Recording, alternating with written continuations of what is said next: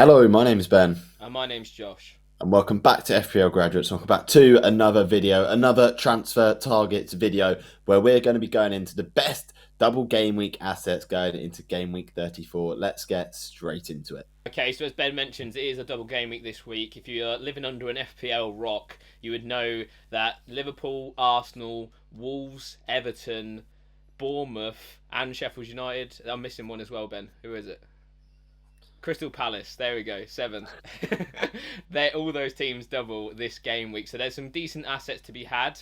Obviously, none of these teams double in 37 as well. It's two separate amounts of teams basically. So the advantage for free hitters on this week is to bring all these Palace, Wolves, etc. players in, and hopefully that they haul. So kicking off in the defence, we've got Trent Alexander-Arnold. Obviously, Conor Bradley was announced today as we're recording this, injured for 3 weeks and probably not back until May. Obviously, that leaves the right back spot pretty open for Trent. One caveat to that for me would be that Joe Gomez has obviously played there a lot, and as well as left back, probably his preferred side, actually the right side. So I think there is potential risk for rotation in terms of minutes and his minutes being managed. But the main thing here is probably that Atalanta game on Thursday, seeing how many minutes Trent gets. If he gets a full 90 in that, I'd be more probably kind to play him in at the weekend. What's your thoughts on Trent and his minutes, Ben?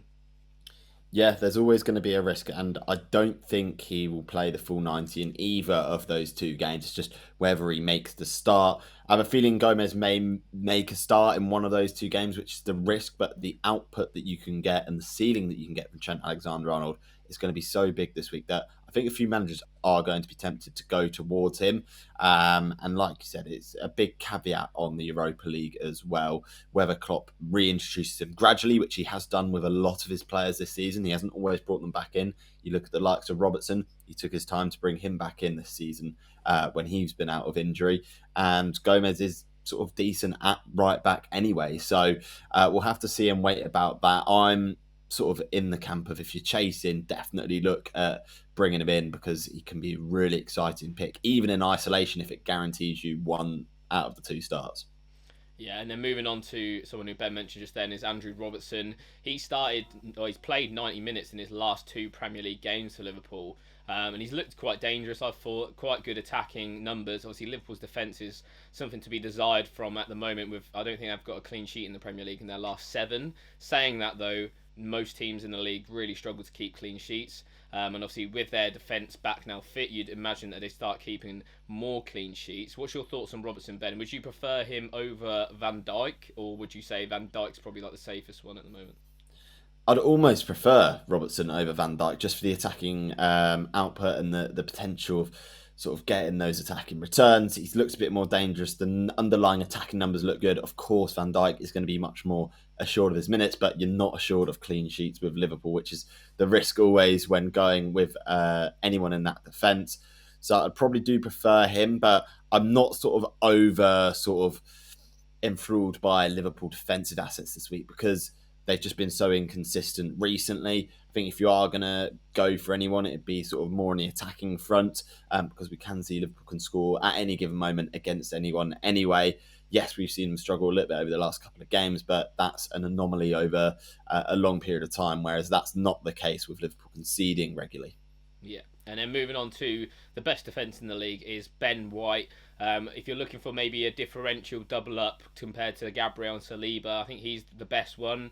I would not go near left back at all. There's like three players who can play there. Ben White offers decent attacking threat. I wouldn't say anything major. Obviously, Gabriel does lead the way in terms of attacking threat for an Arsenal defender, but he is going to be crazily high owned this week. What's your thoughts on Ben White, Ben? Do you think he's the like second best? Would you prefer him over Saliba? I almost think I would, as a differential option as well. Not going to be too highly owned, and he's actually got. I think he's got the most points out of Arsenal players Yeah. this season. So it goes to show he does have that assist potential as well down the right hand side. Yes, his goal threat isn't as high as someone like Gabriel, but he's been a lot more consistent in his returns because of that sort of attacking output as well. So I really do like Ben White. I'm considering bringing him in myself into my team this week. I do think that Arsenal defensive double up could bear quite a lot of fruit over not just this double game week, but for the rest of the season as well. Yeah, and then moving on to our final double game week defender on this list is Tyreek Mitchell. Obviously, coming off a 12-pointer at Anfield, which I don't think anyone would have predicted. His attacking threat is actually much more improved since Glasner's come in. It's slightly better than Munoz as well. So for me, I'd be picking Tyreek Mitchell probably over Munoz at the moment. What's your thoughts on him, Ben? Have you been impressed with him in his like new left wing back role? Yeah, he's been decent. I think that Crystal Palace team has a lot of options that are coming out the woodwork. Probably for this week in isolation, which is one you've got to consider if you're free hitting or dead ending. But there are decent options available there, and in defence as well, not bad at all. Yes, some of the teams that they are playing in the double were decent going forwards, but there's always that potential of keeping a clean sheet against those decent teams like Palace exhibited last week. Yeah, Palace, one of the top defences in the league. I think they're in the top seven for defense expected goals conceded. So really decent defence there to target. The last player on the list is someone who isn't doubling but has a good fixture and fairly decent fixtures going forward. If you're maybe long term planning this is, so if you're not wildcarding next week and if you're not free hitting this week, it's Harry Maguire. Obviously, United defensively have been poor, but with their fixtures coming up, they're facing some really poor attacking teams. So you'd like to think that their defence would improve. Cheap. What's your thoughts on him, Ben? Obviously, he's going to be one of those guys that you probably have in your team in and around that bench boost come game week 37, right? Yeah, he's one you got to consider for the bench boost for sure. He's cheap enough to be able to bench for 4 or 5 game weeks, potentially even in a row in the short term. And then you're looking at that double game week bench boost is the key here, and a lot of managers will be looking towards that, including me. So it might not be this week that you look to bring him in because of the double, obviously, but going forwards, it's got to be a consideration.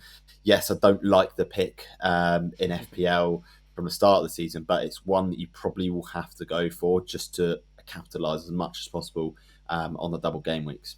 Yeah, loads of injuries in United's defence as well. They're not expecting Varane, Martinez, any of their centre backs back for at least a month. So you've got a good few game weeks there. So moving on into the midfield, and as you can see here, we got Luis Diaz of Liverpool, and Liverpool with the double game week. Not been great the last couple of weeks going forwards, but he has been a star player for Liverpool over the medium term anyway. His stats have been great going forwards. Some of them even better than Mo Salah in isolation. Josh, what are your thoughts on Diaz as a pick for 34? Yeah, I think he's my second favourite attacker after Mo Salah. Obviously, the big thing here is the minutes. Obviously, him and Nunez got taken off at 66 at the weekend. Obviously, didn't really impress too much. I think just in general in last week, Liverpool were just very poor. It'll be interesting. I think Thursday's a massive game for FPL managers to decide what Liverpool assets they go on. It'll almost be like sort of a measuring point because I think there's a lot of people thinking of potentially doubling up on their defence but going with Robertson and Trent compared to maybe going up with the Diaz, Salah, and then one of those guys. So it will be interesting. I think, yeah, like I say, he's the best attacker for me. I think Nunez has really dropped off in the last probably 6 to 8 game weeks, where he's just not been getting he's been getting similar numbers to what usually gets, but Diaz has been outperforming him. So yeah, for me, I think he's a good option if you're free hitting. Would I transfer him in? I'm not so sure. Okay, and moving on to the next player, we got Kai Havertz of Arsenal. Now, Josh does make a good point with the Champions League and Europa League. We could see this weekend a lot more rotation going forwards than we do in the defences. So the defences that we talked about, it might be worth investing in. Like Josh said, the Robertsons, the Ben Whites may not get rotated out as much as someone like Diaz or Havertz will. However, Havertz has looked very, very good in recent game weeks. The stats have been phenomenal. They've been the best in the Arsenal team and up there in terms of the rest of the Premier League as well. I really like him as a pick in isolation, subject to how many minutes he plays against Bayern Munich. Josh, are you in the same boat with this? Yeah, I feel like there's two things that could go wrong here. One of them would be the minutes, which I don't think there'll be much of a problem because they're going to still want to be fighting for the Premier League, and he's going to have to field a strong 11 in order to do that. The fixtures aren't necessarily easy for Arsenal. And then the second thing is if he gets moved back into midfield like he did against Aston Villa, he's just so much better as a 9 in the game and just as an FPL pick as well.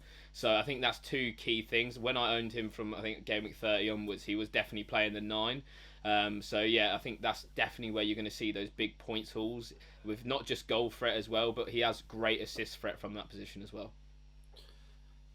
Okay, and moving on to what I think will probably be the most popular transfer in by the deadline. It's Eberechi Eze of Crystal Palace with two fantastic fixtures against two very, very dodgy defences. I really like the look of him. He'll be on penalties. He may not be on all set pieces because Michael Elise is back, so it's worth bearing that in mind. I really like Eze and Elise in isolation, but for a lot of managers, they're only going to be able to fit one of these guys in.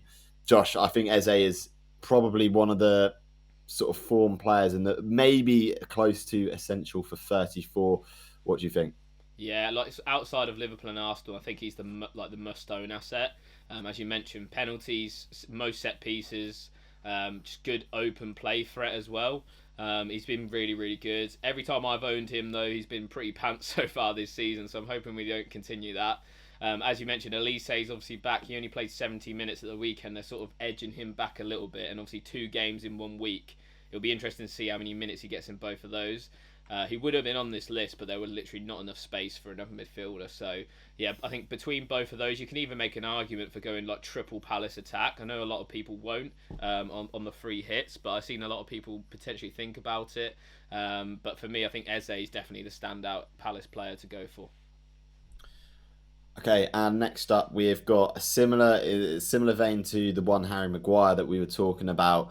Bruno Fernandes is the next one. He's in decent form as well. Picked up a 15-pointer last game week. So, picking up goals and assists where he wasn't quite doing that earlier on in the season. United look definitely a different side compared to earlier on in the season. They're definitely more attacking than they were. Again, for a bench boost 37, you're probably looking at bringing in Fernandes, maybe getting rid of one or two of the more expensive attackers to facilitate this move going forwards. One maybe not for this week, but to look going forwards after 34, this is definitely a consideration for your transfers. Yeah, obviously Sheffield United at home this week. It's not the terrible fixture. Obviously, a lot of people will overlook it due to the double. So if you fancied it, I think he's only blanked once since game week 29. So he's like you say, Ben. He's in a good run of form at the moment on penalties, on most set pieces for United. The massive thing here is price. Like, is he a better asset than the likes of Foden, Saka, Diaz? Even I'm not so sure. So like you say, maybe closer to 37. A lot of managers will have him in. So next up, we've got a little bit of a differential pick for this week. We've got Ben Brereton Diaz of Sheffield United. Now, we haven't really considered too many Sheffield United assets, but in recent weeks, Brereton Diaz has looked in good form. He's sort of starting to pick up and be the talisman for Sheffield United. They've got a couple of decent fixtures from an attacking perspective as well. Burnley at home should be a tasty fixture for them. Battle at the bottom of the table. And United away traditionally isn't the toughest fixture for managers this season, as Josh will hate for us to say. Their defence is there to get at with so many injuries, as Josh mentioned earlier on in the video. As much as you hate to say it, Brereton Diaz could be a good option right against Manchester United. Yeah, that's why he's in there. He's currently on my free hit draft, actually. I just think the fixtures alone are probably the best double gaming fixtures out of all of them. Burnley at home, Manchester United away. Man United's defence is horrible at the moment, conceding a lot of shots. Sheffield United themselves as well had like a turnaround a little bit since that 6-0 defeat to Arsenal. I think in their last 6 games or 5 games, they've scored 7 goals, which for a team like Sheffield United is pretty decent. Talismanic figure, as you mentioned, with Brereton Diaz. He had an 18-pointer against Fulham a few weeks ago when they drew 3-3. So, yeah, I think if you're looking outside the box, which a lot of free hitters need to do in order to get some gains on the rest of the sort of normal picks that everyone's going for, I think he's really good. 0.5 expected goal involvement as well per 90, which is, literally almost the same as Luis Diaz throughout the course of the season so far. So, yeah, it could be a nice little pick if you're wanting to go differential. And then finally, we got Pablo Sarabia, who is on set pieces for Wolves. Looks like a really good midfield enabler at really, really cut price. The double game week fixtures aren't too bad either for them. They face a Bournemouth team who have conceded more than, 2 goals or more in 4 of their last 6 fixtures. So they are there to get at. Arsenal at home will be a tough one, but it's almost like a freebie for the Wolves assets going into that. Josh, Sarabia into your team is a possibility with Cunha back as well. With Ryan Aït-Nouri potentially back, their attacking threat is going to be a little bit higher there. Yeah, I'm really, really interested to see how they do, to be fair. A lot of players coming back from injury who previously they've been struggling to get attackers on the field. Like you mentioned with Sarabia, he's on those set pieces, so his expected goal involvement is through the roof. It's like 0.67, I think. So, a really good asset for something like, what was it, 4.7 million ish. I think he's one of those key ones that if you're not free hitting this week, you can easily get a doubler in. I think even the Arsenal game's like a good fixture for Wolves because they've got no pressure on them. It's all pressure on Arsenal. They've just lost to Aston Villa. They need to get a result there, especially if they get knocked out of the Champions League. It's just going to be mountains of pressure on that Arsenal defence. So, yeah, it'll be an interesting pick. And like you say, it's almost like a free run at that Arsenal game and then followed up by a decent fixture after that against Bournemouth.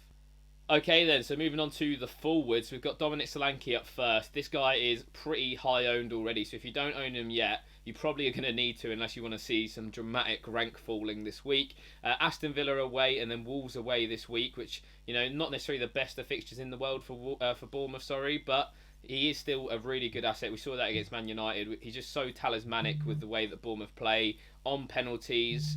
He's just been a decent asset throughout the season. So what's your thoughts on him, Ben? Yeah, been really decent, really consistent throughout the season. He's returned again in 3 of his last 5 fixtures, so he's back sort of in the goals on form. He's so talismanic, as you say, and on penalties as well. Fixtures aren't the best from a perspective of, you probably could have clashes with some of these other players that you're looking to transfer in, but he's going to be so high owned as well. And with Brighton in the next game week after that, that's not even a bad fixture to have at home either. I'd definitely look at having him. You probably could get away with him, not like having him from probably 36 onwards because the fixtures are a little bit tougher from there. But for now, in this double game week, I think most managers are going to own him and he's going to be a fairly highly owned asset in terms of EO come the deadline. Yeah, and then up next it is Matheus Cunha. Obviously, we've discussed Wolves in their attacking sense already with Sarabia. I think this sort of applies with Cunha as well. His first start of the weekend, got a brace against Nottingham Forest. He was in form before he got injured, and it looks like he's come back and sort of hit the ground running already. Potentially to be on penalties, it's sort of up in the air between him, Hwang, and Sarabia. I think it will be Cunha though, because Hwang is sort of on the sort of verge of coming back. He's not necessarily going to start straight away. So yeah, a really nice option. What's your thoughts on him, Ben? I really like this as a pick, and I sort of picked him out a couple of weeks ago as the guy that I was probably looking at. And if it wasn't for his injury and him coming back from his injury, I would have gone with him over Mateta in my team. I think he's fantastic. The form he was in before injury, post injury, has been really great. So if it wasn't for the minutes risk a couple of game weeks ago, I would have had him in, which is unfortunate, but it's one of those ones. I think he's going to do really good this game week. Like you said, a lot of pressure on Arsenal, and if there's anyone that's going to do anything against that team, it will be Matheus Cunha. He's fantastic in transition, and Arsenal like control, and if he breaks that control, it will be him that's getting on the end of any sort of chance that are created there. Yeah, and as you mentioned, Mateta is up next. It's a really interesting battle between these two. I've been flip flopping them in and out on my free hit, one on the bench, one starting. I don't really know who to go with because I think Mateta does have the better fixtures overall. He's facing the 16th and 17th worst defences in the league so far. Obviously, Newcastle have improved in recent weeks. To be fair, 2 clean sheets in their last 2. He's wasteful though. That is my biggest concern with Mateta. We saw it at Anfield at the weekend. He had so many chances and he just didn't take them. Obviously, you own him, Ben. What's your thoughts on him? Yeah, an XG merchant, 1.13 against Liverpool, which is unfortunate. But if he's getting those chances against the big teams, Liverpool maybe don't have the best defence, but he did still score against Manchester City, who are a good defence. Then I think he can score against pretty much anyone. And if he's facing those two teams, like you said, 15th and 16th for expected goals conceded, then I think that it's one of those ones where, as tough it is with Cunha, one of my favourite picks, I think Mateta's also got to be in the conversation for being in your team, regardless of whether you have Cunha in or not, because his fixture's good, the form is good. There's not too much more to like about this pick. Yeah, and then moving on to our final Liverpool asset of this video, it is Darwin Núñez. I sort of spoke about him a little bit earlier when we were discussing Diaz. His numbers have dropped recently, and I think he is probably the most prone to maybe Diogo Jota coming into the team, because obviously playing through the middle, Jota would probably be the most likely one to do that. What's your thoughts on him, Ben? I sort of transferred him out last week ahead of that Crystal Palace game. He's not necessarily set the world alight in recent weeks, has he? I think everyone was hot on him 4 or 5 weeks ago and bring him in, and I was one of those. But since he hasn't performed, Liverpool haven't performed, his minutes and expected minutes are dropping rapidly. I think he becomes a bit of a non-asset almost for 34, which is crazy to say after what seemed like everyone was bringing him in a few weeks ago. But it's just one of those you can't go into a double game week and think, oh, okay, like he's got to have a really high ceiling and the points potential. Like we know with Trent what we're getting in an FPL asset because he's so consistent in his returns when he is fit. But Darwin's just not been consistent throughout his time at Liverpool and this season in FPL in particular. So yeah, it's a tough one. I think people will punt on him and go for him. And to be fair, I don't think it's a bad shout at all. But I just think there are more consistent attackers in better form with better fixtures going into 34. Yeah, and then moving on to the final forward on the list is Rasmus Højlund. I brought him into my team last week. Obviously, he's not really hit the ground running since coming back from his injury. It's another one of those that you're sort of going to probably park for this week potentially and look towards that Game Week 37 bench boost. But I do want to remind everyone that United do have like the best fixtures between now and the end of the season. So if you're looking for those single Game Week players, you're not that intrigued by the doublers, who so far this season, to be fair, the doublers have been pretty awful. So maybe Højlund is a shout. What's your thoughts on him, Ben? Yeah, I think he is a shout. For me, I'll probably be looking at least one or two Man United players going into next game week of my wild card, and Højlund will be in that consideration. Sort of he's an up and down player, isn't he? He'll be banging form, get 3 or 4 goals in the space of a couple of game weeks, and then go off the radar a little bit. So hopefully, with the fixtures, that breeds a little bit of form for him and Manchester United. They're scoring enough goals, they're creating enough chances for him to start getting those points. It's just a matter of time waiting for those points to appear in FPL managers' teams. Okay, so that wraps up our Game Week 34 transfer targets. A huge game week. I think this is going to be one of those season-defining game weeks as we look ahead. It's the penultimate double. I'll be free hitting. If you haven't already, make sure you check out my free hit draft if you're free hitting this week and get some ideas as to who I'll be picking. Yes, and as always, please remember to like, comment, and subscribe to the FPL graduates. I've been Ben. I've been Josh. And we'll see you guys later. Have a good game week, everyone. You may rise, but you'll never make me wanna stick around you.